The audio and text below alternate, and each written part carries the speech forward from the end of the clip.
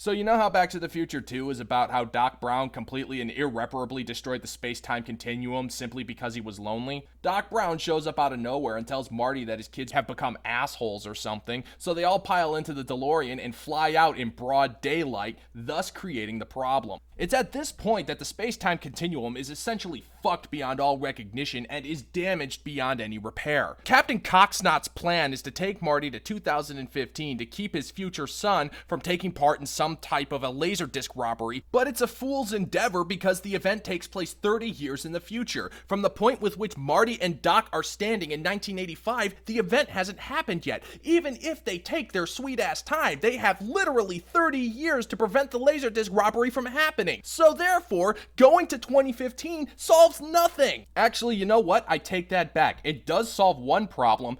Biff Tannen is now the ripe old age of God knows what, and he's the victim of horrific elder abuse at the hands of his cybernetically enhanced psychotic grandson Griff. So naturally, when everyone's favorite Jagoff announces quite loudly that he has a time machine, and Biff is able to put two and two together without making a whole bunch of fucking noise, which makes him significantly smarter than the fucking quote-unquote scientist that had built the goddamn thing in the first place, and it's nothing short of a fucking miracle that existence hasn't collapsed in on itself yet. And it's a good thing too, because when they get to the alternate 1985, that's when shit gets from fucked to royally fucked pretty quickly. It's impossible to count how many times Marty McFly almost died in this alternate timeline. In fact, his near misses with death are borderline impossible. He would have to have a horseshoe up his ass the size of the Rock of Gibraltar in order to dodge as many bullets as he did in that timeline. And you want to know something? No one is that fucking lucky. No, that shit slurper got Marty killed more times than I can count. And every single time that Marty dies, that fuckweasel Doc is gonna have to travel back in time to give himself another shot to save Marty's life. The problem is that every single time that Doc does this, he's adding an additional Doc Brown and an additional DeLorean into the equation. What's gonna ultimately happen is that Doc Brown and his infinite fleet of time clones are going to rip the fabric of space and time a new asshole that is so big that when it farts, it sounds like a motherfucking foghorn. Have you ever seen that movie A Scanner Darkly in that weird suit that Keanu Reeves wears that's consistently changing what his face looks like? That's essentially what Doc Brown and his infinite fleet of time-traveling DeLoreans did to the very fibers of existence itself. Yeah, way to go, Doc, you fucking jackass. You just turned existence into a fucking Philip K. Dick movie. So yeah,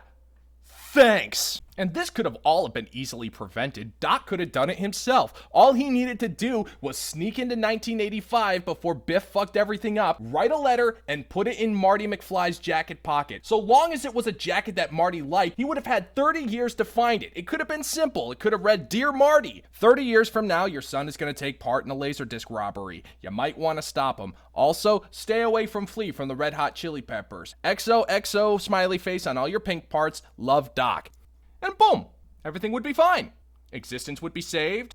George McFly wouldn't get murdered. Biff would remain a virgin. Everything would be great. I mean, this whole thing could have been avoided if Doc just joined a fucking bowling league or something. If he had just done that, he wouldn't have had to conjure up this cockamamie scheme to force Marty into some type of a plan that made absolutely no sense and risked the very fibers of existence just because he wanted to hang out with someone. What's the matter, Doc? Are you really that incompetent that you don't know how to make friends? Don't answer that because the jury's already in on that, you Einstein-looking motherfucker. You risked humanity just because you wanted to hang out with someone who was 50 years your junior. You really are a selfish prick, Doc. Go to hell, you son of a bitch!